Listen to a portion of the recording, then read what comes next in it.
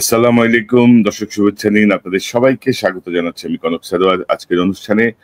দর্শক, শিরোনাম দেখে বুঝতে পারছেন নিউ ইয়র্কের জাতিসংঘের অধিবেশন চলছে। সেই অধিবেশনে আমাদের অন্তর্বর্তী সরকারের প্রধান উপদেষ্টা ডক্টর মোহাম্মদ ইউনূস যোগ দিয়েছেন। তার সঙ্গে এবারই প্রথমবারের মতো ৩টি রাজনৈতিক দলের ৬ জন প্রতিনিধি যোগ দিয়েছেন। তো এই বিষয়টি নিয়ে নানা ধরনের আলোচনা আছে, নানা ধরনের বক্তব্য আছে, নানা লেখালেখি হচ্ছে। তো সব মিলিয়ে আজকে আমরা আমন্ত্রণ জানিয়েছি বিষয়টি নিয়ে কথা বলার জন্য। পাশাপাশি আরো দু একটা বিষয় আছে, এগুলো নিয়ে কথা বলবেন।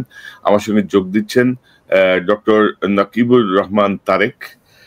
তিনি জামাতের প্রতিনিধি দলের সদস্য।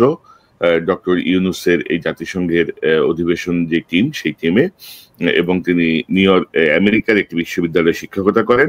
নাকিব ভাই, আপনাকে স্বাগত জানাচ্ছি আজকের অনুষ্ঠানে। জি, আসসালামু আলাইকুম। ধন্যবাদ কনক সরোয়ার ভাই আপনার অনুষ্ঠানে আমাকে আমন্ত্রণ জানানোর জন্য, এবং আপনার মাধ্যমে দর্শকদের শুভেচ্ছা জানাচ্ছি। না, আপনাকে ধন্যবাদ। আমি জানি যে আপনি গ্র্যান্ড হায়াত থেকে যোগ দিয়েছেন। আপনারা সবাই এই হোটেলে অবস্থান করছেন।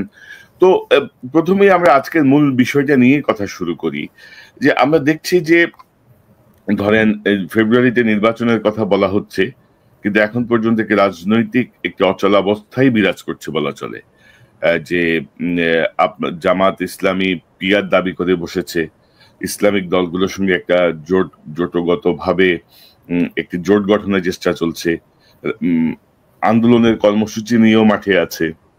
তো এখন ডক্টর ইউনূসের সাথে বিএনপির মহাসচিব, বিএনপির চেয়ারপারসনের পররাষ্ট্র বিষয়ক উপদেষ্টা, আপনাদের জনাব আব্দুল্লাহ মোহাম্মদ তাহের, আপনি, এনসিপির দুজন সদস্য সচিব এবং তাসনিম জারা, তো সব মিলিয়ে একই হোটেলে আপনারা আছেন, সবাই পাশাপাশি রুমে আছেন।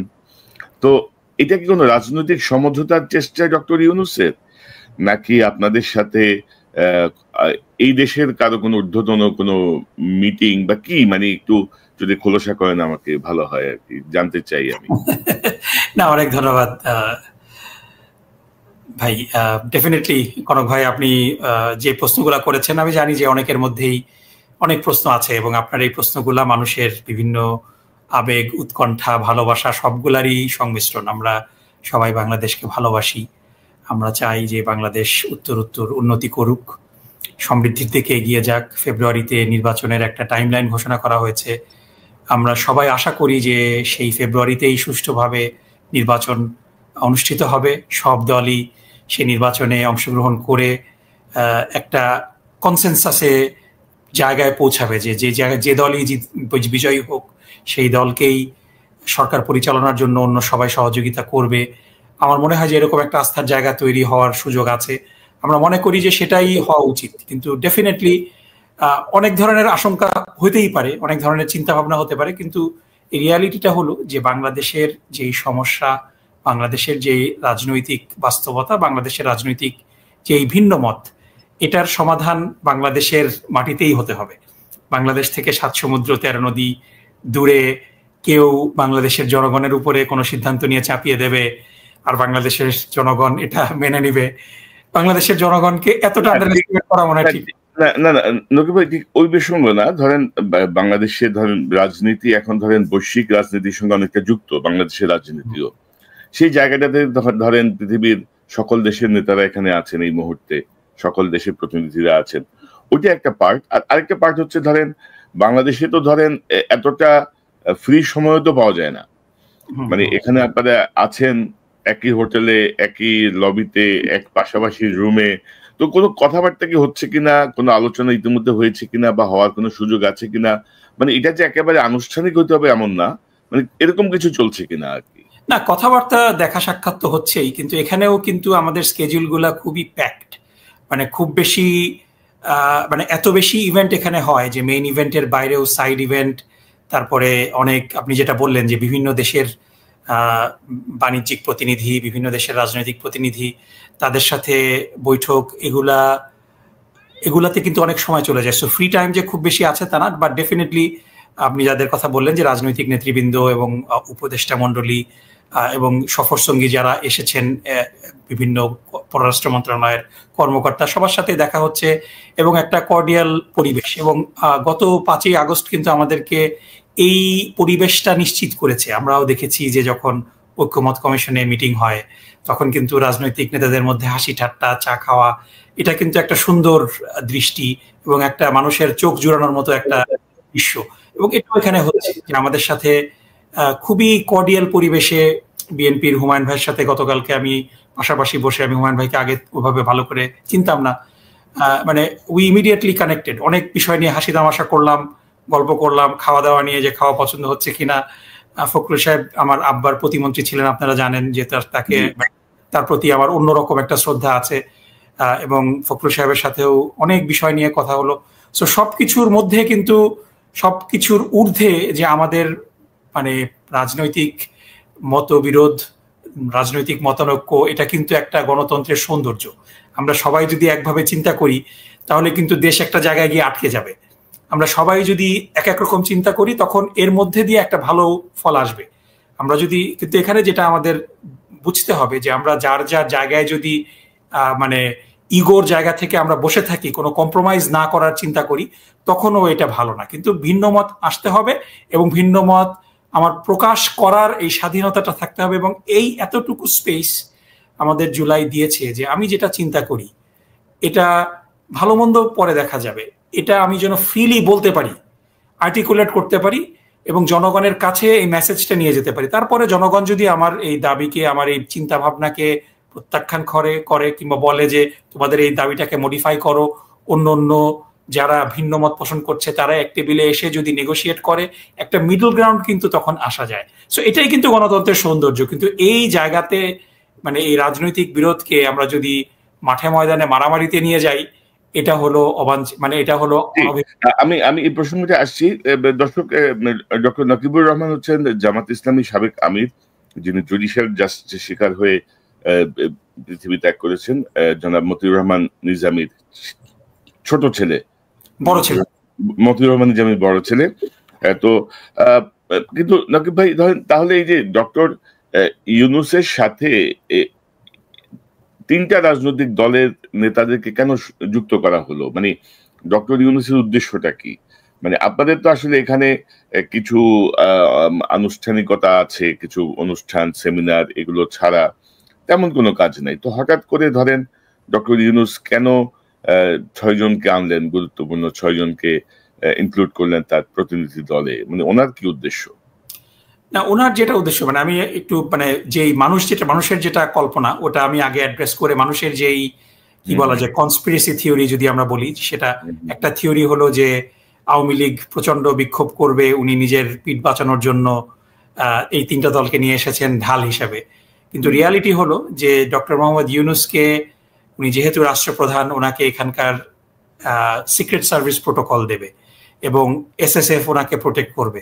সো আওয়ামী লীগ যত চেষ্টাই করুক না কেন, ডক্টর মোহাম্মদ ইউনূসের 100 ইয়ার্ডের মধ্যে ওরা আসতে পারবে না, মানে ইটস ইম্পসিবল। সো ওই জায়গাটা চিন্তা করার কোনো কারণ নাই যে ডক্টর মোহাম্মদ ইউনূসের প্রোটেকশন দরকার, এজন্য তিনি রাজনৈতিক দলগুলোকে নিয়ে এসেছেন। এটা সম্পূর্ণভাবে একটা মানে ভুল বিবেচনা। মানে আমরা যদি এই বিবেচনাটা করি তাহলে পরে আমরা রাষ্ট্রীয় প্রোটোকল সম্পর্কে আমাদের ধারণা নেই, মানে এটাই আমাদের বলতে হবে যে কোনো জায়গায় ডিসরাপ্ট করার কোনো সুযোগ নেই। বাইরে আমেরিকাতে যদি তারা প্রত্যেক দিনই বিক্ষোভ করছে, পুলিশ একটা ব্যারিকেড পিকেট লাইন ড্র করে দিবে, ওই ঘটনার পিছনে থেকে সারাদিন চিল্লাচিল্লি করুক, করে কিছু সেলফি তুলে যদি তাদের যে পেমেন্ট, সেই পেমেন্ট আদায় করতে পারে, খারাপ কি? মানুষের কিছু ইনকাম হলো, আমরা এটাতে আপত্তি করব না।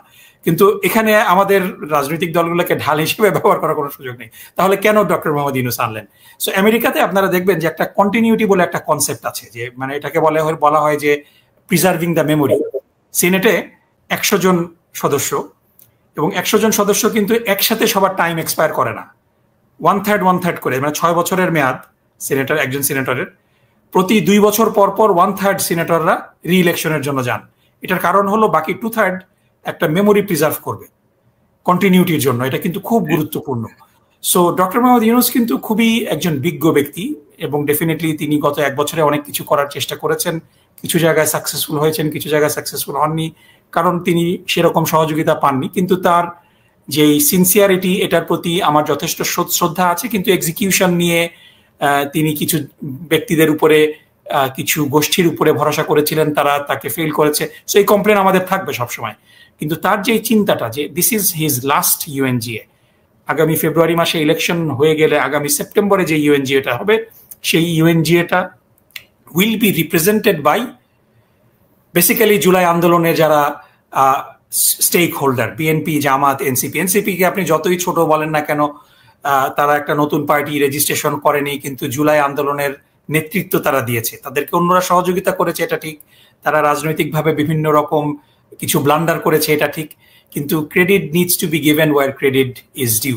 সুতরাং এনসিপি, বিএনপি এবং জামাত, হ্যাঁ ডেফিনেটলি বিএনপি কাগজে কলমে বড় দল, জামাত কাগজে কলমে অনেক ছোট দল ছিল, কিন্তু জামাত ইজ কামিং আপ, জামাতের জনপ্রিয়তা আস্তে আস্তে বাড়ছে। ডাকসু এবং জাকসুর পরে মানুষ জামাতকে নিয়ে ভিন্নভাবে চিন্তাও করছে। সো ডক্টর মোহাম্মদ ইউনূসের যে চিন্তা, যে সরকারি দল থাকুক, বিরোধী দল থাকুক, আগামী দিনগুলাতে এই দলগুলাই বাংলাদেশের ভবিষ্যৎকে একটা জায়গায় নিয়ে যাবে। সুতরাং তাদেরকে এই কন্টিনিউটির মধ্যে অন্তর্ভুক্ত করা। আমরা গতকালকে অংশগ্রহণ করেছিলাম খুব হাই লেভেল একটা মিটিংয়ে, সেটা হলো ইউএস বাংলাদেশ বিজনেস কাউন্সিল, বাংলাদেশে যে সমস্ত আমেরিকার বড় বড় ব্যবসা প্রতিষ্ঠান ইনভেস্ট করে। সো তারা কিন্তু একটা কমফোর্টের জায়গা দেখতে চায় তাদের ইনভেস্টমেন্ট কন্টিনিউ করার জন্য, কারণ কোথাও একটা রিলেশনশিপ তারা তৈরি করলে সেই রিলেশনশিপটা আবার অন্য কারোর সাথে তৈরি করতে কিন্তু তাদের একটা বেগ পেতে হয়, এবং পলিসিগুলো চেঞ্জ হয় কিনা, ড্রাস্টিক্যালি চেঞ্জ হয় কিনা, এটা কিন্তু চিন্তা করে তারা ইনভেস্টমেন্ট করার আগে। এবং সেখানে ডক্টর মোহাম্মদ ইউনূস সাহেব আমাদের 3 দলকেই বক্তব্য রাখার জন্য বলেছেন। সমস্ত ইনভেস্টরদের, ব্যবসা প্রতিষ্ঠানদের যারা অলরেডি ব্যবসা করছে, বাংলাদেশে ব্যবসা করতে আসতে চায়, তাদের বিভিন্ন দলের কাছে প্রশ্ন ছিল, ওয়ান অন ওয়ান আমরা কথা বলেছি। সো এর মাধ্যমে একটা কনফিডেন্স তারা পাচ্ছে যে দলগুলোর মধ্যে বিভিন্ন মতবিরোধ থাকতে পারে, কিন্তু একটা জায়গায় সবাই এক, যে বাংলাদেশের অর্থনৈতিক উন্নতি দরকার, অর্থনৈতিক সমৃদ্ধি দরকার, এবং পলিসিগত জায়গায় খুব বেশি মানে অর্থনীতিকে উন্নয়নের কন্টিনিউটির জন্য যেই জায়গাগুলো আছে, মানে এক্সিকিউশন ক্যান বি ডিফারেন্ট, কিন্তু আমরা যদি দেখি যে মূল জায়গাগুলোতে মুক্তবাজার অর্থনীতির কথা বলেন আপনি, তারপরে ইনভেস্টমেন্ট বান্ধব অর্থনীতির কথা বলেন, বাংলাদেশকে একটা $1 ট্রিলিয়ন অর্থনীতিতে রূপান্তর করা, মূল দলগুলার কিছু কর্মসূচিতে ভিন্নতা থাকতে পারে, কিন্তু মূলনীতিগুলা কিন্তু একই, যে বাংলাদেশের অর্থনীতিকে আরো সামনে এগিয়ে নিয়ে যাওয়া, আরো ইনভেস্টররা কিভাবে আসে। সো এই কনফিডেন্সটা ধরেন নকিব ভাই, ধরেন আপনাদের কনফিডেন্স বিল্ডিং এর একটা প্রচেষ্টা, ভালো উদ্যোগ, কিন্তু আপনাদের মধ্যে যদি সমঝোতা না হয়, আপনারা যদি রাজনৈতিক বাস্তবতা না বুঝতে পারে প্রধান দলগুলো, তাহলে তৃতীয় পক্ষ তো বেনিফিটেড হবেই। তখন এই কনফিডেন্স আসলে খুব বেশি কাজে আসবে বলে তো মনে হয় না। আর একজন আমাকে বলছিলেন যে ওই যে ছেলে মেয়ের বিয়ের আগে হয় না, ইদানিং মার্কেট টার্কেটে নিয়ে যায় অভিভাবকরা, যে ওরা হাঁটতে হাঁটতে ঘুরে ফিরে একটু কথাবার্তা বলে, পরিচিত হয়, একটু বোঝার চেষ্টা করে, ওইরকম একটা উদ্যোগ হতে পারে। এখন আপনারা কিভাবে নেবেন, আপনাদের মধ্যে আসলে সমঝোতা হবে কিনা, আলোচনার সুযোগ আপনারা কাজে লাগাবেন কিনা এই দলগুলো, সেটা আপনাদের উপর নির্ভর করে। আমি জাস্ট জানতে চাইতে পারি আপনার কাছে, আপনি যতটুকু বলেন। তো বিএনপি জামাত ঐক্যবদ্ধ ভাবে ধরেন 15-16 বছর মার খেলো, একটা গালি তো হয়ে গেছিল, যেখানে যাই ঘটুক বিএনপি জামাত। তো সেখানে 5ই আগস্টের পরে আপনাদের এই প্রধান 2টা দলের মধ্যে এই যে একটা বিপরীত অবস্থান, একটা বৈরী অবস্থান আমরা দেখছি। জামাত বিএনপিকে ছাড়ছে না, বিএনপি জামাতকে ছাড়ছে না। তো এই সিচুয়েশনটা কেন হলো? মানে আপনাদের মধ্যে আপনি কি মনে করেন, মানে কোন দল ট্র্যাপড হলো আর কি? মানে কেউ না কেউ তো ট্র্যাপড হয়েছে এখানে। অনেকে মনে করেন যেটা আর কি, সেটা গোয়েন্দাদের দ্বারা হোক, এদেশের গোয়েন্দা হোক, পার্শ্ববর্তী গোয়েন্দা হোক। মানে এই অবস্থাটা কেন হলো হঠাৎ করে এই 2টা দলের মধ্যে, এই বিরোধের কেন হলো, বা এটা এখনো কেন সমাধান হলো না? প্রায় 1 বছর পার হয়ে গেল। দেখেন ভাই, এটা আমি মনে করি না যে বিরোধ, এটা কিন্তু গণতন্ত্রের সৌন্দর্য। সবাই যদি এক কথা বলে, মানুষের তো কোনো চয়েস থাকলো না। এখন আপনি যদি বিএনপি এবং জামাত, আপনি মানে যখন আওয়ামী লীগের বিরুদ্ধে ইলেকশন করতে হয়েছে, কারণ সমঝোতা না হলে আমাদের ভোট ভাগ হয়ে গেলে তৃতীয় পক্ষ বেনিফিটেড হবে, এই যে ভয়টা, এই ভয়টা প্রতিরোধ করার একমাত্র উপায় হলো যে একসাথে আন্দোলন, একসাথে নির্বাচন, এবং এর মাধ্যমে 2001 সালে আমরা বিএনপি এবং জামাতের জোট গঠন করে নির্বাচনে আওয়ামী লীগকে একেবারে পরাভূত করে আমরা সরকার গঠন করেছিলাম। এবং 2008-এও যদি নিরপেক্ষ নির্বাচন হতো, 2008-এ মইনুল আহমেদ আর্মিদের দ্বারা এই ঘটনাগুলো আরো সামনে আসবে যে কিভাবে ব্যালট স্টাফিং করেছিল। 2018 এবং 2008-এর নির্বাচন প্রিটি মাচ একই রকম হয়েছিল, শুধুমাত্র সংবাদপত্রের স্বাধীনতা ছিল না, সোশ্যাল মিডিয়া ছিল না, এজন্য এই ব্যালট স্টাফিং গুলা, রাতের ভোটটা এক্সপোজড হয়নি। সো যখন আপনার একটা শত্রু সামনের উপরে নিঃশ্বাস ফেলবে এবং সেই শত্রুকে আপনার মোকাবেলার জন্য ঐক্য দরকার, সেই ঐক্যটা তো আমাদের ছিল, এবং এই ঐক্যের মাধ্যমে ঐক্যটা গত 15 বছরে মাঝে মাঝে একটু ডিসরাপ্টেড হয়েছে, এবং সর্বশেষ শুধু বিএনপি জামাত না, সারা দেশের মানুষ ঐক্যবদ্ধ হয়ে সেই স্বৈরাচারের পতন ঘটিয়েছে এবং স্বৈরাচার বাংলাদেশ থেকে বিদায় নিয়েছে। এবং আমি যদি আমার রাজনীতির বুঝ যদি মানে খুব অপরিপক্ক না হয়ে থাকে, মানে আমি যদি একেবারে মানে শিশু না হয়ে থাকি, তাহলে কনক ভাই আমি আপনাকে গ্যারান্টি দিয়ে বলতে পারি বাংলাদেশে আওয়ামী লীগের রাজনীতিতে ফিরে আসা খুব সহজ হবে না। কারণ হলো যে একটা দলের আপনি যদি চিন্তা করেন যে সমস্ত সংসদ সদস্য, সমস্ত কেন্দ্রীয় নেতা, সমস্ত স্থানীয় নেতা, যারা অর্গানাইজার, তাদের সমর্থক গোষ্ঠী যারা পুলিশ প্রশাসনে ছিল, জনপ্রশাসনে ছিল, মিলিটারিতে ছিল, ইভেন বিচারপতি, ইভেন মসজিদের ইমাম পর্যন্ত পালিয়ে গিয়েছে। সো গ্রাউন্ডে কিন্তু আওয়ামী লীগের কোন ভাই আমাকে 1 মিনিট একটু সময় দেন, তাদেরকে মোবিলাইজ করার মতো তো কেউ নাই গ্রাউন্ডে। যারা আছে অ্যারেস্ট হয়ে গিয়েছে এবং আরো যারা আছে অ্যারেস্ট হবে। আওয়ামী লীগকে সরকার আওয়ামী লীগের কার্যক্রমকে নিষিদ্ধ করেছে এবং বিচার সাপেক্ষে আওয়ামী লীগের রাজনীতিও নিষিদ্ধ করে দেওয়া হবে। সুতরাং আপনার সামনে তো ওই ভয়টা নেই যে আমরা যদি আমাদের মধ্যে অনৈক্য, কারণ বিষয়টা হলো যে সবার একটা রাজনৈতিক এজেন্ডা থাকে এবং সেই এজেন্ডাগুলা প্রত্যেকেরই ভিন্ন। বিএনপির 31 দফা আছে, আমাদের 41 দফা আছে, এনসিপির এরকম দফা আছে। সো প্রত্যেকটা দলেরই দফা থাকবে, কিন্তু সব দফা এক দফায় যখন চলে যায়, মানে একটা জায়গায় ঐক্য থাকতে হয়। সো আমাদের সমস্ত বাংলাদেশের জনগণের মধ্যে একটা জায়গায় ঐক্য ছিল, 9 দফা দিয়েছিল ছাত্রদের পক্ষ থেকে, সেই 9 দফা এক দফায় রূপান্তরিত হলো। যে 9 দফার মধ্যে হয়তো একটা দফায় আমাদের মধ্যে কিছু মতানৈক্য হবে, কিন্তু একটা জায়গায় আমরা সবাই একমত যে বাংলাদেশে ফ্যাসিস্টকে ফিরিয়ে আনা যাবে না। এই জায়গাতে এখনো মানুষ একমত। কিন্তু এর বাইরে প্রত্যেকটা দলের নিজস্ব এজেন্ডা আছে, যে আমাদের নিজস্ব এজেন্ডা আছে, আওয়ামী লীগের নিজস্ব এজেন্ডা আছে, এবং অ্যাগ্রেসিভলি আপনি আপনার এজেন্ডা বাস্তবায়নের জন্য চেষ্টা করবেন। এটাই হলো রাজনীতির সৌন্দর্য। এখন এই মানে যেহেতু আমরা একটা ইলেকশন সাইকেল আছে, আমি একটা এক্সাম্পল দিতে চাই যে আপনি আমেরিকান ফুটবল কতটা দেখেন জানি না, আমি মানে আমেরিকান ফুটবলের খুব বড় ভক্ত। এটা খুব ভায়োলেন্ট গেম, মানে একেবারে কুস্তাকুস্তি, মারামারি সবই হয়, তাই না? But it is between the whistle. আপনি যখন খেলা শুরু হবে তখন থেকে খেলা যখন শেষ হবে তখন পর্যন্ত এই মারামারিগুলো অ্যালাউড। খেলা শেষ হয়ে গেলে আপনি কাউকে গিয়ে ধাক্কা মারবেন না, আপনি কোলাকুলি করবেন। সো এখন বিএনপি এবং জামাত এবং এনসিপি 3টা দলই বাংলাদেশে মূল রাজনীতি করছে, এবং আপনি যত ছোট দলই হন, যত বড় দলই হন, আপনি যদি ক্ষমতায় যাওয়ার আপনার অ্যাসপিরেশন না থাকে, you shouldn't be in politics. আপনি ক্ষমতায় আসবেন কি আসবেন না এটা একটা রিয়েলিস্টিক চিন্তা ভাবনা পলিসি লেভেলে থাকতে হবে। কিন্তু if you think that you will never come to power, তাহলে আপনার রাজনীতি করার কোনো দরকার নেই।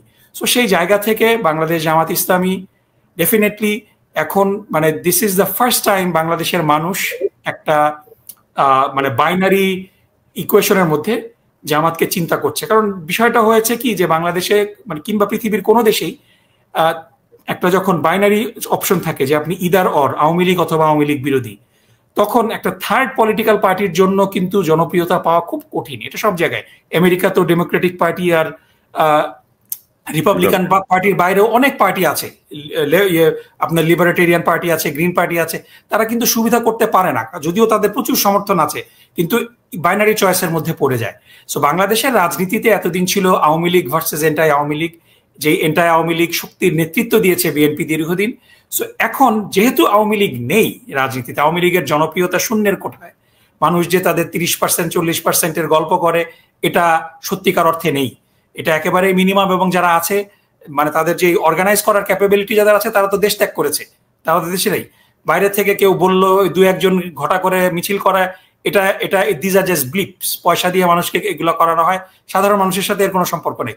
সুতরাং বিএনপি এবং জামাতের একটা ইউনিক অপরচুনিটি আছে তাদের জনপ্রিয়তা যাচাই করা, এবং এটার জন্য ডেফিনেটলি কিছু কিছু আগলি মোমেন্ট আছে, but it's between the whistle.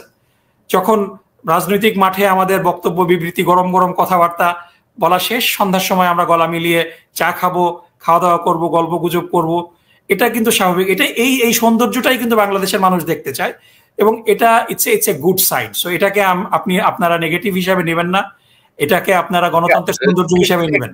ঠিক নেগেটিভ বিষয় না। ধরেন দুটো বিষয় আমি আপনার কাছে জানতে চাই, যে ধরেন আমরা কিন্তু জামাতের অতীতের থেকে যদি এখনো পর্যন্ত আসি, বিভিন্ন সময় কিন্তু জামাত কিছু রাজনৈতিক ভুল সিদ্ধান্ত নিয়েছে। ধরেন ৭১-এর কথা যদি বলি, বা ধরেন বিএনপির সঙ্গে আপনারা জোট বেঁধে আন্দোলন করলেন, আবার সেই বিএনপির বিরুদ্ধে আপনারা মাঠে আন্দোলন করলেন, আবার বিএনপির সাথে সরকারে গেলেন। তো এরকম কোথাও কোনো ভুল হচ্ছে কিনা, এরকম কোনো ভুল আপনারা যাচ্ছেন কিনা, এটা অনেকেরই প্রশ্ন। এটা আপনার প্রশ্ন। জি, it is a valid concern. বিষয়টা হয়েছে কি, যে রাজনীতিতে আপনি যখন সিদ্ধান্ত নেন, আপনি সঠিক সিদ্ধান্ত নিচ্ছেন নাকি ভুল সিদ্ধান্ত নিচ্ছেন, এটার থেকে আউটকামটা কি হচ্ছে এটা হলো বিষয়। আপনি ভুল সিদ্ধান্ত নেওয়ার পরও অনেক সময় ইউ গেট লাকি, যে আপনার বিজয় হয়ে যায়, তাই না? কিন্তু অনেক সময় আপনি সঠিক সিদ্ধান্ত নেওয়ার পরও ইন লং রান দেখা যায় যে আপনার সিদ্ধান্তটা আসলে সঠিক ছিল না।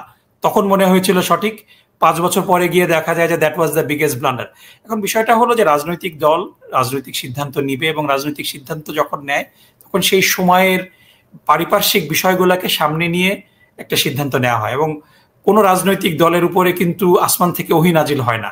তারা তাদের নিজস্ব চিন্তা, চেতনা, বিচার, বুদ্ধি এবং পরামর্শের ভিত্তিতে সিদ্ধান্তটা নেয়, এবং সেই সিদ্ধান্তটা সঠিকও হতে পারে, ভুলও হতে পারে, এবং এটার বিচারের দায় দায়িত্ব জনগণ নিবে।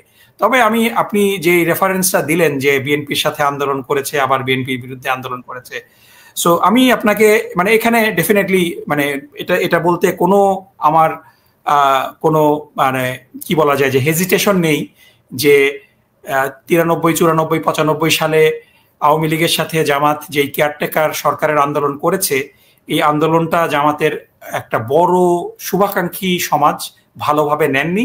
এটার একটা প্রতিফলন আমরা 96 সালে নির্বাচনে দেখেছি। কিন্তু আপনি যদি একটু অবজেক্টিভলি চিন্তা করেন যে কি বিষয় নিয়ে আন্দোলন হয়েছে, এটা কি আওয়ামী লীগকে ক্ষমতায় আনার জন্য আন্দোলন হয়েছিল? তখন আন্দোলনটা হয়েছিল কেয়ারটেকার সরকারের দাবিতে, যে কেয়ারটেকার সরকারের দাবি আজকেও বিএনপি করছে। এই দাবিটা কনক ভাই, আমি 1 মিনিট সময় নিই আপনার কাছ থেকে, যে এই দাবিটা এখন না যদি আমরা চিন্তা করি যে এই দাবিটা কি খুব অযৌক্তিক দাবি ছিল? এখন আমি আওয়ামী লীগকে পছন্দ করি না, আওয়ামী লীগ একটা যৌক্তিক দাবিতে আমাকে সমর্থন করছে, এজন্য কি আমি বলবো যে তুমি এই দাবি করতে পারবা না? সো বিষয়টা হলো এখানে আমি আপনাদেরকে জাজ করছি না, আমি জাস্ট আপনাদের সামনে রিয়ালিটিটা বলছি। এবং ঠিক আছে, যদি জামাতের এই আওয়ামী লীগের সাথে যুগপৎ আন্দোলনে গিয়ে ভুল হয়, তাহলে পরে আমি আবার একটু স্মরণ করিয়ে দিতে চাই যে 80-র দশকে 87 সালে এবং 90 সালে যে এরশাদ বিরোধী আন্দোলন হয়েছে, সেখানে বিএনপি কার সাথে আন্দোলন করেছে? এরশাদ বিরোধী আন্দোলন বলেন, আওয়ামী লীগের সাথে কি করেনি? আওয়ামী লীগ, বিএনপি। আপনি যদি জামাতকে আপনি আওয়ামী লীগের সাথে একটা গণতান্ত্রিক আন্দোলন করার দোষী সাব্যস্ত করেন, তাহলে তো সেই দোষী সাব্যস্ত আপনাকে বিএনপিকেও করতে হবে 87 সালে, 1990 সালে। সুতরাং একটা গণতান্ত্রিক আন্দোলনে আপনার সাথে যেই আসবে, এবার এই সরকার বিরোধী আন্দোলনে, স্বৈরাচার বিরোধী আন্দোলনে বামপন্থীরাও আমাদের সমর্থন করেছে, কমিউনিস্ট পার্টি শেষ মুহূর্তে এসে যুক্ত হয়েছে, অনেক নকশালি গ্রুপ যুক্ত হয়েছে বামপন্থী, তাদেরকে তো আপনারা বলতে পারবেন না যে তোমরা আসবা না, তাই না? যেমন জামাত সম্পর্কে জামাত সম্পর্কে বলা হয়েছে জামাতের কোনো স্থায়ী কোনো শত্রু মিত্র নাই। জামাত আসলে রাজনীতিতে কি কারো স্থায়ী শত্রু মিত্র থাকে? রাজনীতিতে কার স্থায়ী শত্রু মিত্র থাকে? না, কিন্তু একটা জায়গায় আমি আপনাকে নিশ্চিত করতে পারি, জায়গাটায় বা আদর্শগত জায়গাটায়, ধরেন আপনারা প্রয়োজনে আওয়ামী লীগের সঙ্গে রাজনীতিতে যাচ্ছেন, বিএনপির সঙ্গে রাজনীতি। বিএনপি কি প্রয়োজনে আওয়ামী লীগের সাথে রাজনীতি করে নাই এরশাদ বিরোধী আন্দোলনের সময়? না, আপনাদের দলের যে ধরেন আদর্শিক যে জায়গাটা আপনারা দাবি করেন, আমাদের তো আদর্শিক জায়গাটা গণতন্ত্রকে পুনরুদ্ধার করা, এবং এই গণতান্ত্রিক আন্দোলনে যারা আসবে সবাই, এভরিবডি ইজ ওয়েলকাম। সো এখানে মানে বিষয়টা হয়েছে কি ভাই, আমাদের অনেকেই মানে এই ঘটনাগুলা ডিপে যায় না, প্রোপাগান্ডায় বিভ্রান্ত হয়ে যায়। অনেকে মনে করে যে জামাত আওয়ামী লীগের সাথে নির্বাচন পর্যন্ত করেছে। বিষয়টা তো এরকম না। জামাত শুধুমাত্র আন্দোলন করেছে এবং এটারও একটা পরিপ্রেক্ষিত আছে যে 1991 সালের যে নির্বাচনটা ছিল সেই নির্বাচনে জামাত কিন্তু বিএনপিকে নিঃশর্তভাবে সমর্থন দিয়েছিল, কোনো কিছু মন্ত্রিত্ব চায়নি। এবং ওই সময় যদি জামাত যা চাইতো তাই কিন্তু বিএনপি দিতে বাধ্য ছিল, কারণ বিএনপি সরকার গঠন করতে পারছিল না। বিএনপি 138টা আসনে জয়লাভ করেছিল এবং জামাত 18টা আসনে জয়লাভ করেছিল। জামাতের এই নিঃশর্ত সমর্থনের প্রতিদানটা, এবং এটা বিএনপির খালেদা জিয়ার প্রতি আমি প্রচন্ড শ্রদ্ধাশীল। তিনি জামাত ইসলামী এবং বাংলাদেশের মানুষের কাছে সবচেয়ে সম্মানিত ব্যক্তি, আমি আপনাকে গ্যারান্টি দিয়ে বলতে পারি। কিন্তু বিএনপির অফিসে আপনি যেই দেশকে পছন্দ করেন না সেই দেশপন্থী কিছু লোকজন বসে থাকে এবং তারা কিন্তু সেই আপনার মনে আছে যে সাবিউদ্দিন চৌধুরী, তারপরে ডক্টর কামাল হোসেন, মানে ইয়ের কামাল না, আওয়ামী লীগ গণফোরামের কামাল না, আরেকজন কামাল হোসেন, কামাল সিদ্দিকী, তারা কিন্তু বসে বসে এই গণ আদালত করলো প্রধানমন্ত্রীর অফিসের থেকে। এবং এই গণ আদালত করে জামাতের তদানীন্তন আমির গোলাম আজম সাহেবকে, ইভেন এর স্বৈরাচারী এরশাদ সরকার গ্রেফতারের সাহস পায়নি, সেই বিএনপি সরকার গ্রেফতার করেছিল। এবং ওই সময় বিএনপির যারা ভারতপন্থী, যেমন শেখ রাজ্জাক আলী, তারপরে হুইপ আশরাফ, যারা পরবর্তীতে বিএনপির দুঃসময় বিএনপিকে ত্যাগ করেছিল, তারা বিভিন্ন শিক্ষা প্রতিষ্ঠানে, খুলনাতে বিএল কলেজে শিবিরের উপরে নির্মম অত্যাচার চালিয়েছে, শিবিরের নির্বাচিত জিএস আব্দুল হালিমকে জবাই করে হত্যা করেছে। তো এই যে নির্যাতন, এটার পরিপ্রেক্ষিতে যে আমাদের একটা অংশ বিএনপির উপরে ক্ষুব্ধ ছিল, এটার একটা রেজাল্ট ছিল। সো এটা আপনি জামাতের ভুল সিদ্ধান্ত বললে এটা আপনার মতামত, আমি জনগণের উপরে ছেড়ে দিলাম, এটা জনগণ বিচার করবে। কিন্তু জামাত কিন্তু তাদের, আমি যদি বলি যে তাদের যে প্রিন্সিপাল, সেই প্রিন্সিপালে একেবারে ইউনাইটেড। জামাত তার ইতিহাসে কোনোদিন আওয়ামী লীগের সাথে মিলে কোনো নির্বাচন করেনি, কিন্তু বিএনপি করেছে। আপনার মনে আছে 90 সালে ইভেন স্বৈরাচারকে সাথে নিয়ে চিটাগাং বিশ্ববিদ্যালয়ে ছাত্র শিবিরকে মোকাবেলা করার জন্য বিএনপি শুধুমাত্র ছাত্রলীগের সাথে জোট করেনি, ছাত্র সমাজ, সে সময় স্বৈরাচারী এরশাদের ছাত্র সমাজ, ছাত্রলীগ এবং ছাত্রদল একতাবদ্ধ হয়ে চিটাগাং ইউনিভার্সিটি ছাত্র সংসদ চাকসুতে শিবিরের বিরুদ্ধে নির্বাচন করেছিল। সো আপনার কিন্তু আতাতের ইতিহাস বিএনপির আছে, কিন্তু জামাতকে আপনি কখনো বলতে পারবেন না যে আওয়ামী লীগের সাথে আতাত করেছে। ধরেন এটা আমি আনইকুইভোক্যালি বলতে পারি। না, বুঝতে পারছি না। বিএনপি জামাত বা ধরেন ছাত্র শিবির, ছাত্র দল, এদের মধ্যে বিভিন্ন দ্বন্দ্ব সংঘাত বিভিন্ন সময় ছিল, বিভিন্ন শিক্ষা প্রতিষ্ঠানে ছিল, মারামারি হয়েছে। আপনারাও কম মারেন নাই, আপনারাও কম মার খান নাই, মানে উভয় দলই সমান সমান। আপনি একতরফা চাপাই দিলেও হবে না, আপনারাও কম মারেন নাই, যেটা বিএনপি করেছে। তবে নকিব ভাই ধরেন মানে 71, 86 বা ধরেন আমি যদি 96 এর কথা বলি, এই যে ভুল ডিসিশন গুলো, তখন তো ধরেন আসলে চ্যাট জিপিটি ছিল না, রাজনীতিতে ভুল সিদ্ধান্ত নিতেই পারি। আপনি যে কথাটা বললেন, এখন আপনি চ্যাট জিপিটিতে সার্চ দেন আমি আসলে কি সিদ্ধান্ত নিতে যাচ্ছি। অর্থাৎ আমি বলতে যাচ্ছি যে এখন অনেক আপগ্রেডেড, এখন অনেক চিন্তা ভাবনা আপগ্রেডেড, এখন অনেক ট্যাক্টফুলি চিন্তা করে আমাদের কাছে সিদ্ধান্ত নিতে হবে, রাজনীতি আগের পর্যায়ে নাই। তো আমি একটি গুরুত্বপূর্ণ প্রসঙ্গে যেতে চাই যে বিএনপির অনেক নেতার কাছ থেকে আমরা শুনতে পাচ্ছি যে আওয়ামী লীগ বা জাতীয় পার্টি বা আওয়ামী লীগ এবং জাতীয় পার্টি ছাড়া যদি নির্বাচন হয় তাহলে এটি গ্রহণযোগ্য নির্বাচন হবে না বিশ্বের কাছে। জামাতও কি এরকম মনে করে কিনা? এবং আরেকটি কথা ইদানিং ভাসছে যে আওয়ামী লীগের ভোটগুলো তাহলে কোথায় যাবে, কারণ আওয়ামী লীগের কেউ কেউ আবার বলেন যে আওয়ামী লীগের ভোটগুলো জামাতের বাক্সে যাবে, এরকম একটা ভিতরে কথাবার্তা চলছে। তো এই সব মিলায় আপনার কাছ থেকে একটু সংক্ষেপে জানতে চাই। হ্যাঁ, প্রথম কথা হলো যে আপনি দেখেছেন যে আওয়ামী লীগ নিষিদ্ধ করার যে দাবি, সেই দাবিতে সবচেয়ে বেশি সোচ্চার ছিল জামাত ইসলামী, এবং আওয়ামী লীগের রাজনীতি নিষিদ্ধ হয়েছে, এটা আমাদের একটা প্রাথমিক বিজয়। এবং জামাত যে 5 দফা নিয়ে আন্দোলন করছে, সেই 5 দফার 5ম দফা হলো যে জাতীয় পার্টি সহ আওয়ামী লীগের সহযোগী যারা আছে তাদের রাজনীতি, তাদের এই অপরাজনীতি বাংলাদেশে চলবে না। সো এটা হলো আপনার প্রশ্নের উত্তর, যে ডেফিনেটলি আওয়ামী লীগ এবং জাতীয় পার্টির ব্যাপারে কোনো মার্সি নাই। তারা স্বৈরাচারের সহযোগী, তারা গুম খুনের সহযোগী, তাদের এই গুম খুনকে বিচারিক প্রক্রিয়ার মাধ্যমে তাদেরকে বিচারের কাঠগড়ায় দাঁড় করাতে হবে।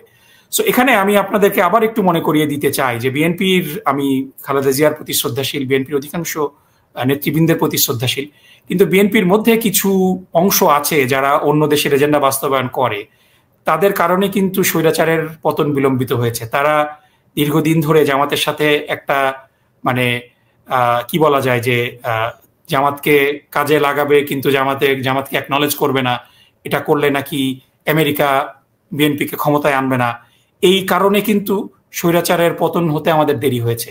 তাদের মধ্যে কিন্তু এই মন মানসিকতা ছিল, যার কারণে আমরা যখনই আন্দোলন একটা পর্যায়ে চলে গিয়েছে তখন তাদের কেউ কেউ মনে করছে যে এটাতে জামাত বেনিফিটেড হবে, জামাতের সাথে আমরা খুব ক্লোজ হলে পরে পশ্চিমা বিশ্ব আমাদেরকে নেগেটিভ ভাবে দেখবে, আমাদেরকে ক্ষমতায় আসতে দিবে না। এই একই চক্র এখন বিএনপির বিভিন্ন জায়গায় বিএনপিকে বোঝানোর চেষ্টা করছে যে আওয়ামী লীগকে বাদ দিয়ে যদি নির্বাচন করি তাহলে তো পশ্চিমা বিশ্ব মেনে নিবে না। এখন এখানে আমাদের পরিষ্কারভাবে বলতে হবে, আনইকুইভ্যালি বলতে হবে যে বাংলাদেশের জনগণ যে সিদ্ধান্ত নেবে সেই সিদ্ধান্তটাই শেষ সিদ্ধান্ত। এই সিদ্ধান্তের ব্যাপারে XYZ দেশ খুশি হলো না অখুশি হলো এটা ডাজেন্ট ম্যাটার। সুতরাং স্বৈরাচারকে পুনর্বাসিত করতে হবে কাউকে খুশি করার জন্য, এই রাজনীতিটাই হলো ভুল রাজনীতি। এবং এখানে আপনি মনে করেন না যে আওয়ামী লীগ জাতীয় পার্টি ছাড়া নির্বাচন যদি হয় সেটি অগ্রহণযোগ্য? বিষয়টা হলো কি যে জাতীয় পার্টি হলো একটা মানে জাতীয় পার্টি এত বেশি ইনসিগনিফিকেন্ট যে এটা ম্যাটার করে না। আমি কনক ভাই যাদের সাথেই দেখা হয় তাদেরকে প্রশ্নটা করি, আপনাকেও করব, যে আমি আমার জীবনে আমি 7-8 বছর বয়স থেকে মানুষের সাথে মিশি, এখন আমার বয়স 48 বছর হয়ে গেছে, আমি কমপক্ষে হলে মিলিয়নের উপরে মানুষের সাথে মিশেছি, অ্যাটলিস্ট আরো বেশি হতে পারে।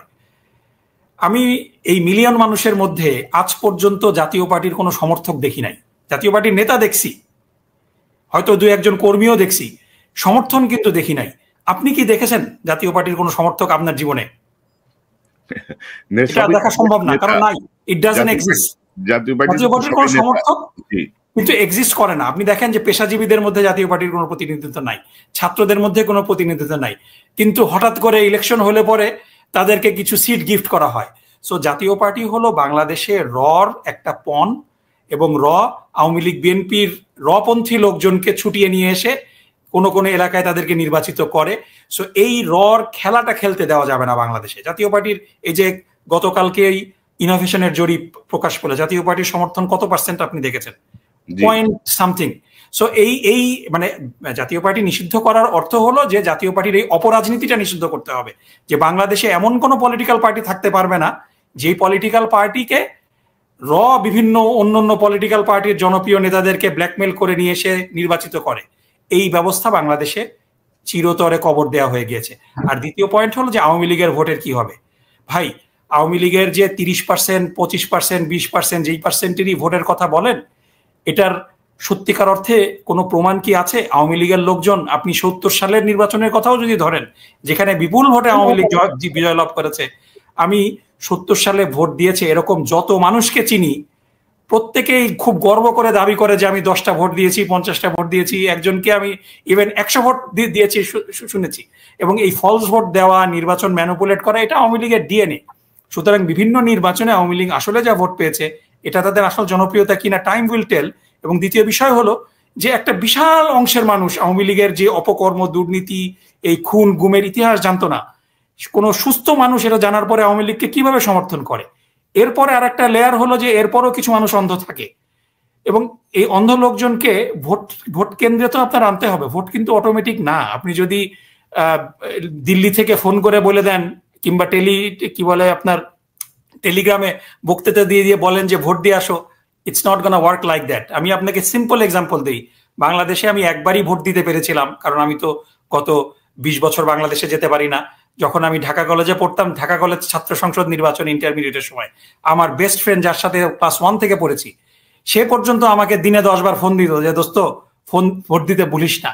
And that's the reality. আপনার যত কাছের মানুষই হোক, ভোট কেন্দ্রে কিন্তু তাকে নিয়ে যেতে হবে।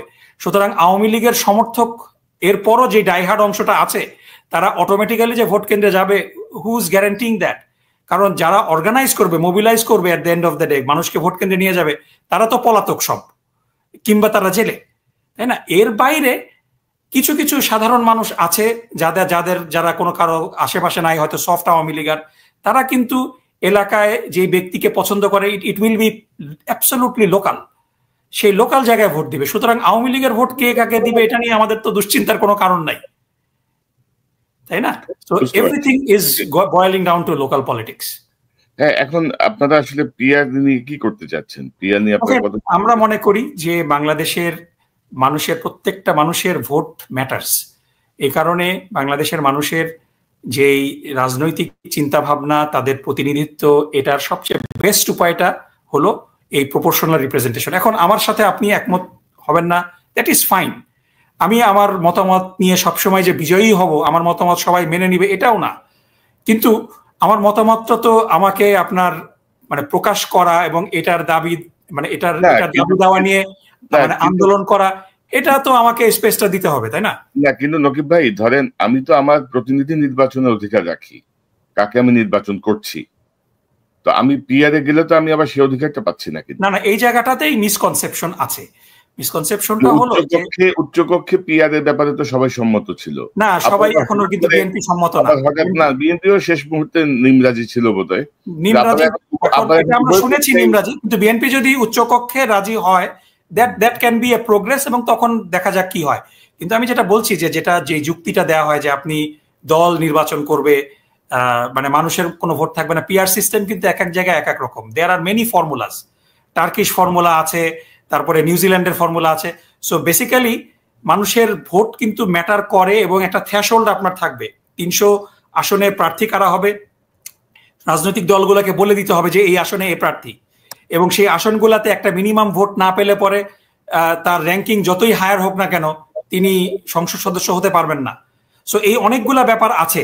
সো জনগণের প্রতিনিধিত্ব, জনগণের কাছে আসা, এবং এই মেকানিজমটা it can be talked about. এবং আমি যেটা বলছি যে it's not written on the wall. আপনার কথাবার্তা শুরু হতে পারে জামাতের এই দাবির, মানে বিষয়টা এরকম না যে পিআর সিস্টেমে নির্বাচন না হলে জামাত নির্বাচন বয়কট করবে, বিষয়টা এরকম না। জামাত একটা দাবি দাওয়া করছে, এবং এই দাবির মাধ্যমে একটা মিডল গ্রাউন্ড হবে, এবং সবার সম্মতিতে, সমঝোতার ভিত্তিতে ফেব্রুয়ারিতেই নির্বাচন হবে। নির্বাচন পিছানোর কোনো সুযোগ নাই, কারণ এই নির্বাচন সময় মতো হওয়া, লেভেল প্লেইং ফিল্ড হওয়া কিন্তু জামাতের 2 নাম্বার দাবি।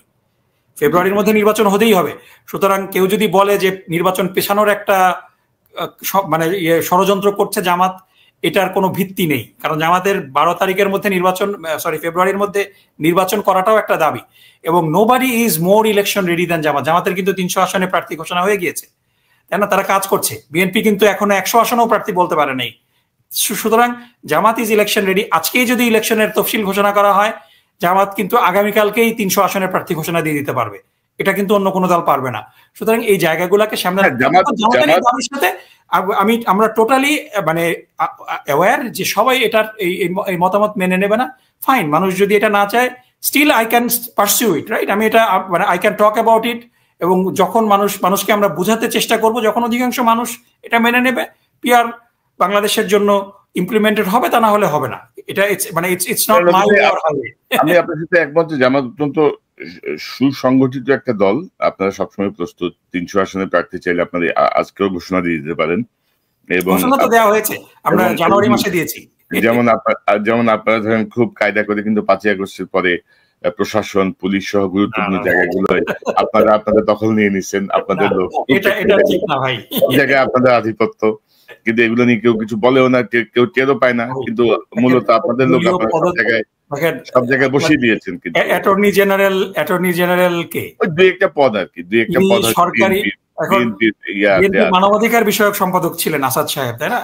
এখন জামাতের কোন পদাধিকারী, কোন ব্যক্তি কি কোন প্রতিষ্ঠানে আছে বলেন? কিন্তু ধরেন এখন আপনি সবাইকে গুপ্ত শিবির বলে দেন যদি, তাহলে মুশকিল। আদালতের প্রতি মানুষের যে দৃষ্টি, তাতে এখন অ্যাটর্নি জেনারেল খুব বেশি সুবিধা নিতে পারবে বলে মনে হয় না।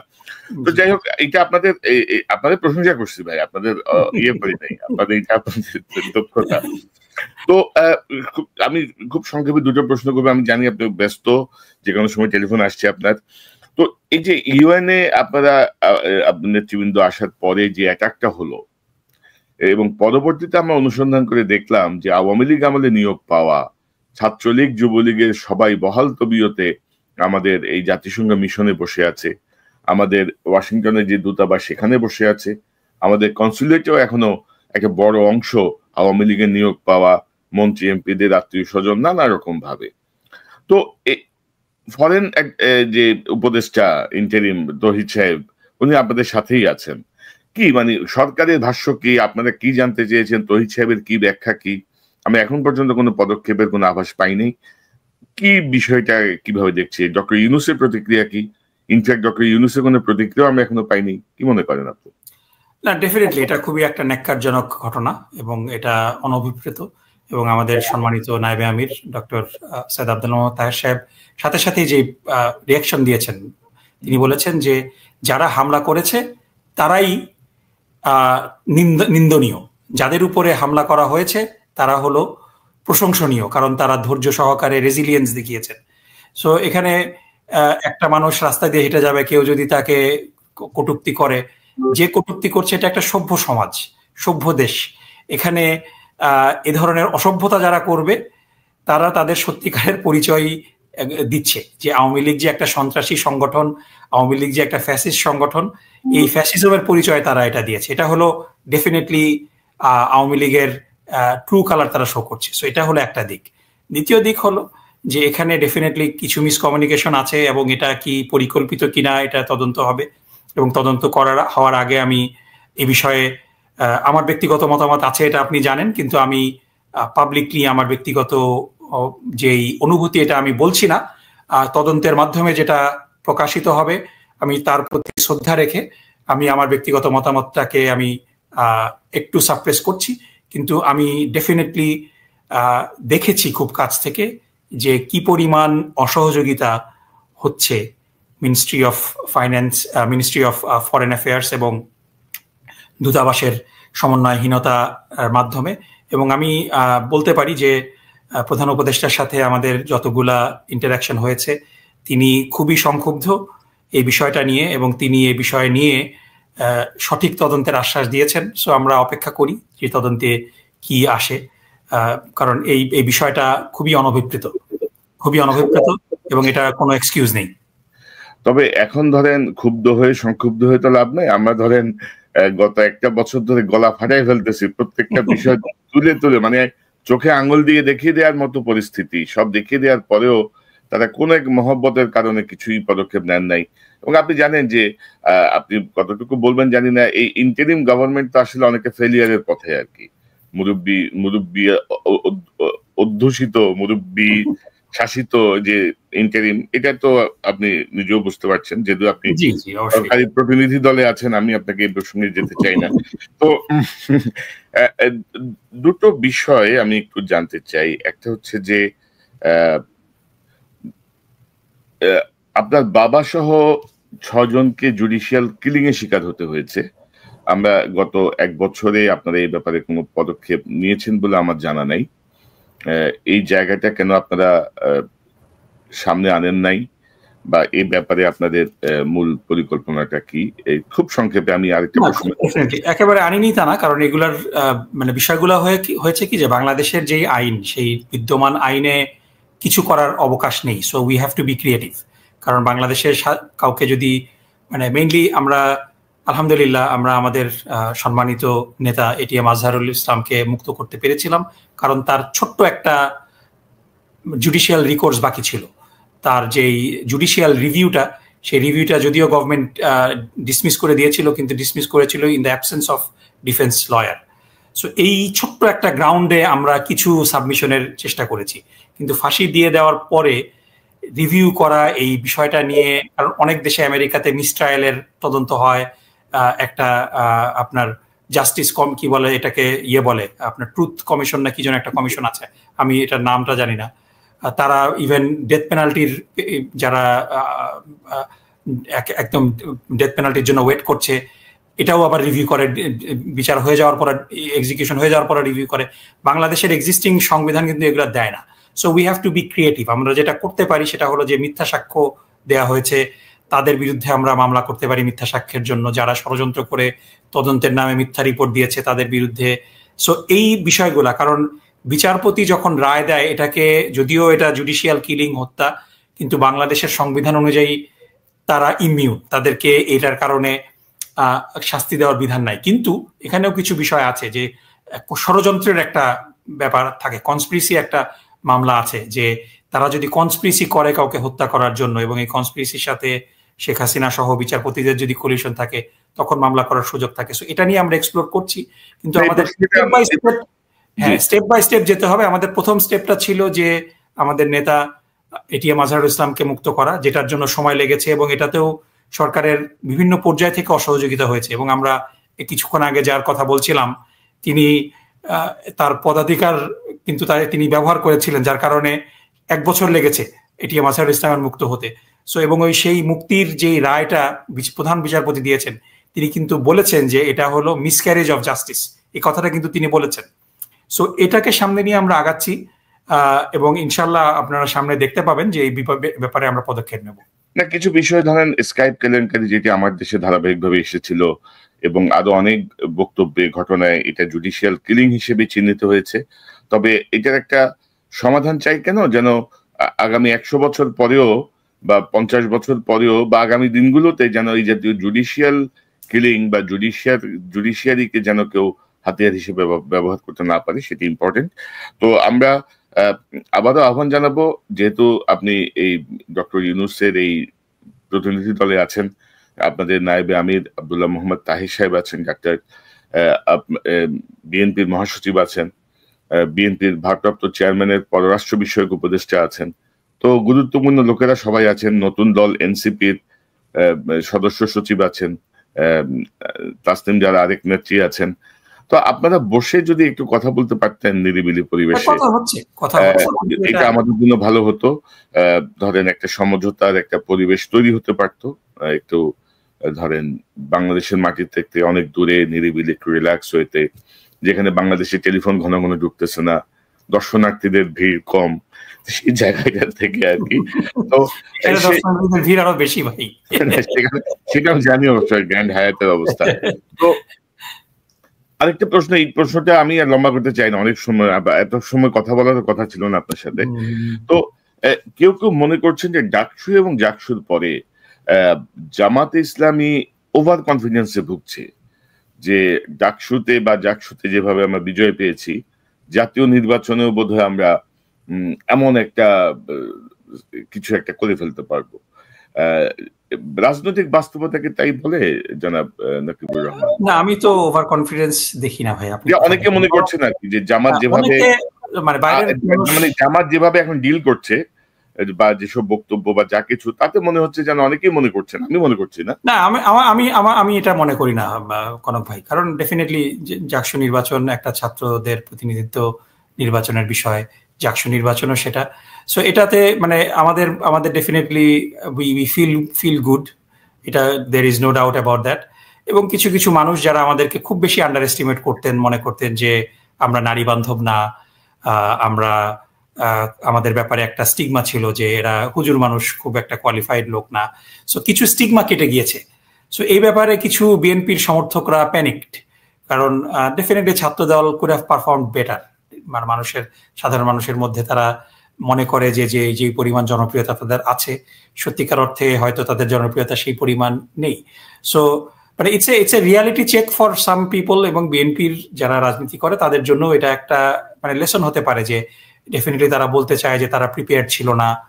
জাতীয় নির্বাচনের জন্য কি বিএনপি প্রিপেয়ার্ড? সো তো মানে আনপ্রিপেয়ার্ড অবস্থায় যদি আপনি সিম্পলি, আমি এটা এইভাবে এক্সাম্পল দেই যে ছোটবেলায় আমাদেরকে বাবা মা সন্ধ্যা হইলে পড়তে বসাইতো, হোমওয়ার্ক করাইতো, সারা বছর পড়তাম, তারপরে হয়তো পরীক্ষায় ভালো করতাম না। কিন্তু কিছু কিছু ছাত্র কিন্তু সারা বছর দুষ্টামি করে বেড়ায়, পরীক্ষার আগের দিন পড়ে খুব ভালো করে ফেলে। কিন্তু আপনি কিন্তু প্রত্যেকবার এটা পারবেন না। অ্যাট সাম পয়েন্ট আপনি ইট উইল ক্যাচ আপ, মানে আপনি অল্প পড়ছেন ওই জিনিস, মানে তার মানে আপনার নলেজটা কমপ্লিট হয় নাই, আপনার ওই পড়ার প্রস্তুতি কমন না পড়লে আপনি হেরে যাবেন।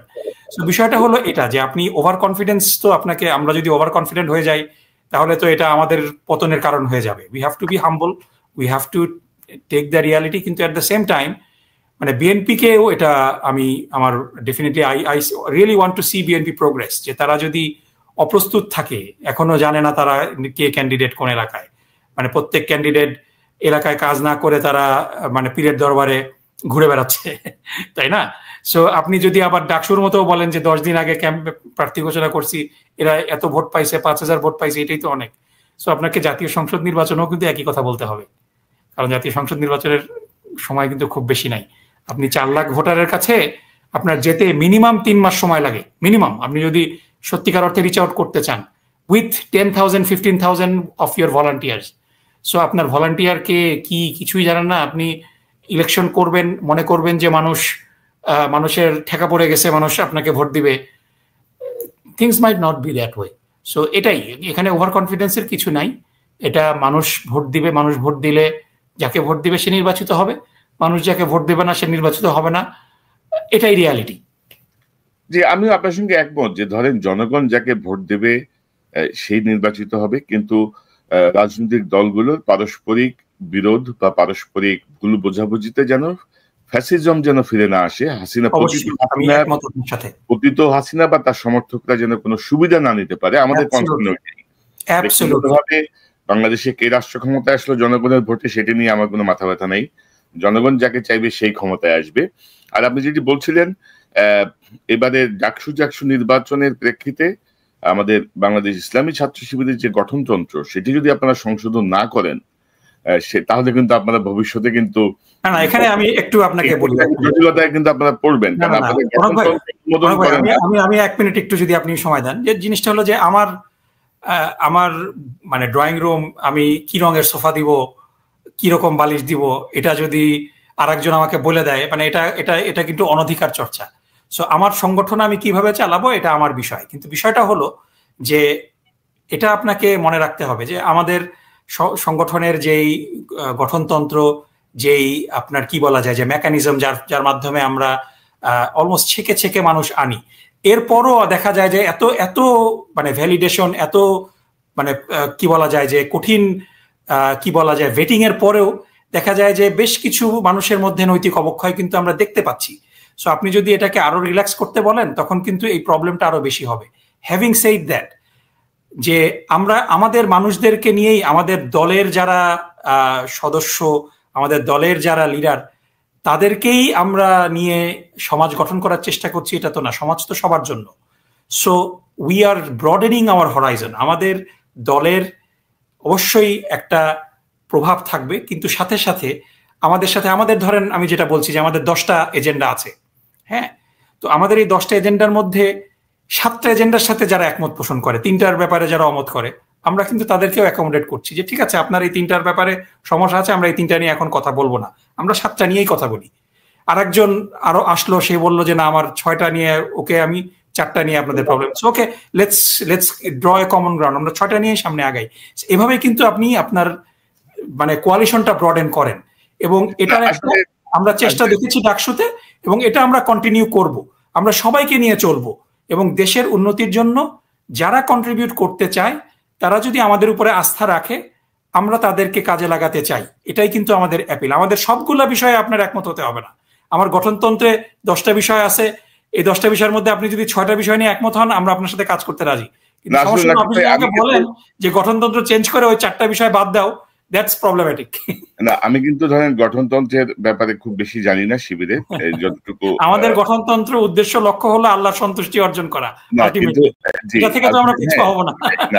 কিন্তু ধরেন আপনাদের ছাত্র শিবিরের সাবেক সভাপতি, বর্তমানে এবি পার্টির চেয়ারম্যান মঞ্জু ভাই আমার চ্যানেলে আসছিলেন সাক্ষাৎকারে, তিনি এই প্রশ্নগুলো উত্থাপন করেছেন, এই বিষয়গুলো নিয়ে আলোচনা। মঞ্জু ভাই যদি খুব হাইলি সাকসেসফুল হতেন তাহলে মঞ্জু ভাইয়ের কথাগুলো আমরা মেনে নিতাম, কিন্তু মঞ্জু ভাইয়ের সাথে এই যে সাদিক না ভিপি কে তো ধরেন কদিন পরে বিশ্ববিদ্যালয়ে যে রবীন্দ্র জয়ন্তী, নজরুল জয়ন্তী বা অন্যান্য উৎসব হবে, সেগুলো থাকতে হবে।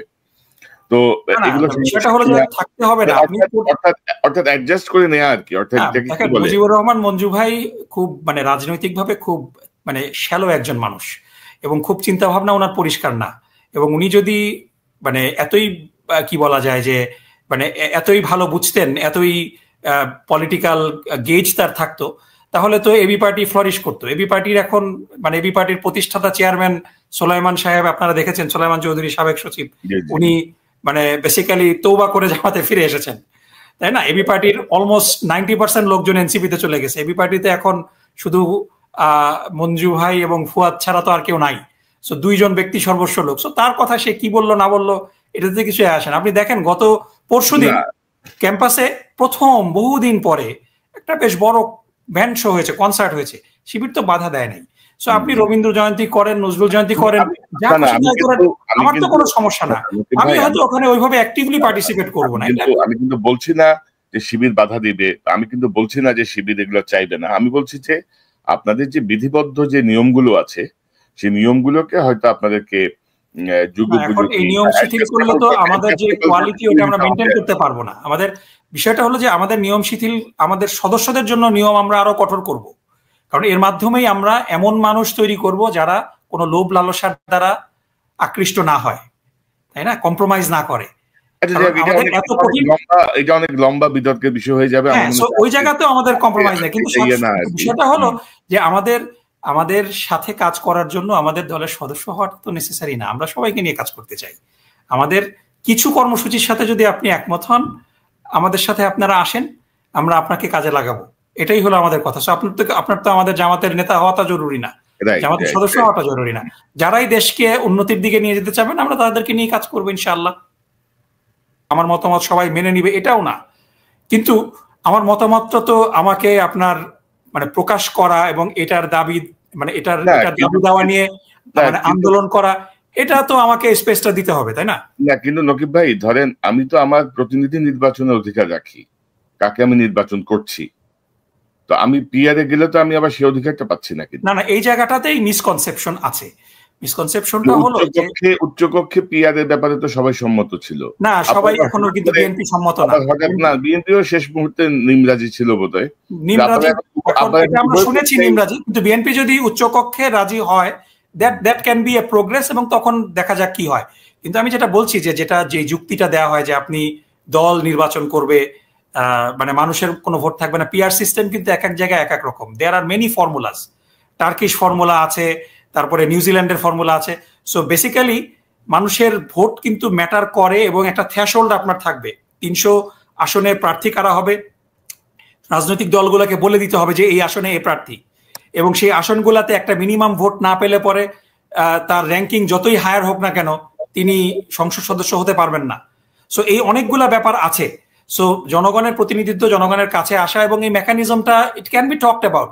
এবং আমি যেটা বলছি যে it's not written on the wall. আপনার কথাবার্তা শুরু হতে পারে জামাতের এই দাবির মানে বিষয়টা এরকম না যে পিআর সিস্টেমে নির্বাচন না হলে জামাত নির্বাচন বয়কট করবে, বিষয়টা এরকম না। জামাত একটা দাবি দাওয়া করছে এবং এই দাবির মাধ্যমে একটা মিডল গ্রাউন্ড হবে, এবং সবার সম্মতিতে সমঝোতার ভিত্তিতে ফেব্রুয়ারিতেই নির্বাচন হবে। নির্বাচন পিছানোর কোনো সুযোগ নাই, কারণ এই নির্বাচন সময় মতো হওয়া, লেভেল প্লেইং ফিল্ড হওয়া কিন্তু জামাতের 2 নাম্বার দাবি। ফেব্রুয়ারির মধ্যে নির্বাচন হতেই হবে। সুতরাং কেউ যদি বলে যে নির্বাচন পেছানোর একটা মানে ষড়যন্ত্র করছে জামাত, এটার কোনো ভিত্তি নেই, কারণ জামাতের 12 তারিখের মধ্যে নির্বাচন, ফেব্রুয়ারির মধ্যে নির্বাচন করাটাও একটা দাবি। না, তো দেখা যাক কি দাঁড়ায়। জনগণই সকল বিষয়ে চূড়ান্ত সিদ্ধান্ত নেবে। জনাব নকিবুর রহমান, আপনাকে অসংখ্য ধন্যবাদ, আপনার সময় দিয়েছেন। তবে আমি আবারও বলবো, আসেন আপনারা একটা সমঝোতায় বসেন, একটা শান্তিপূর্ণ সমাধানের দিকে যাক। কারণ নির্বাচনের বাকি আছে আর কয়দিন? অক্টোবর, নভেম্বর, ডিসেম্বর, জানুয়ারি, 4 মাস। তো এই 4 মাসের মধ্যে কোনো আভাস এখনো বুঝতে পারছি না। আমরা চাই না তৃতীয় পক্ষ সুবিধা নিক, আমরা চাই গণতান্ত্রিক ভাবে একটি নির্বাচিত সরকারের বাংলাদেশ পরিচালনা করুক। আপনাকে অসংখ্য ধন্যবাদ। নিশ্চয়ই আমরা নিকট ভবিষ্যতে আবার কথা বলবো। বিশেষ করে শিবিরের প্রসঙ্গটা নিয়ে আমি একটা ডিবেট করতে চাই যে আসলে সংস্কার প্রয়োজন কিনা বা কি হতে পারে।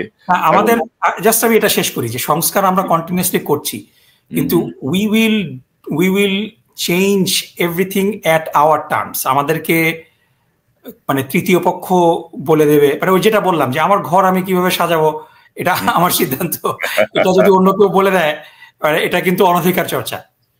না, সেটা ঠিক আছে। পাশাপাশি ধরনের কোন ধরনের কন্ট্রাডিক্টরি কিছু আমরা চাই না আর কি। আমরা চাই অবশ্যই মানে देयर इज নো কন্ট্রাডিকশন। জি, ওইটাও একটা গুরুত্বপূর্ণ বিষয়। জনাব নকিব ভাই, আপনাকে অসংখ্য ধন্যবাদ। আপনাকে ধন্যবাদ ভাই। আসসালামু আলাইকুম। ওয়ালাইকুম আসসালাম। দর্শক, আমি দুঃখিত, আমার লাইট একটু সমস্যা করছে, আপনারা বুঝতেই পারছেন। তো দর্শক, আমরা এই আলোচনা এখানেই শেষ করবো। নিশ্চয়ই আপনি এই আলোচনা মর্মার্থ উপলব্ধি করতে সক্ষম হবেন। ডক্টর ইউনূস যে উদ্দেশ্যেই আনেন ওনার মাথায় যাই থাকুক, যে পরিকল্পনাই থাকুক, তিনটি দলের গুরুত্বপূর্ণ 6 জন মানুষ একই হোটেলে আছেন।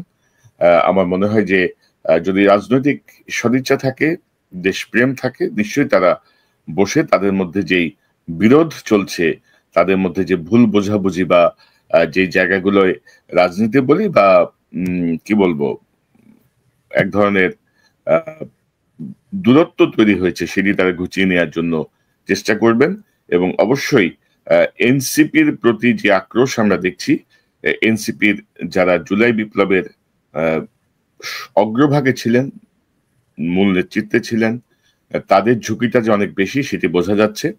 তো সেই জায়গাটা আমার মনে হয় যে সকল রাজনৈতিক দলের একটি ঐক্যমত্য অত্যন্ত জরুরি। না হলে ফ্যাসিবাদ যদি ফিরে আসে, তাহলে পরিণতি কিন্তু খুবই খারাপের দিকে যাবে। তো আমরা এই আহ্বান জানিয়ে আজকের অনুষ্ঠান এখানে শেষ করছি। দর্শক, এই চ্যানেলটি সাবস্ক্রাইব করে আমাদের পাশে থাকুন। আবারও দেখা হবে ইনশাল্লাহ। আসসালামু আলাইকুম।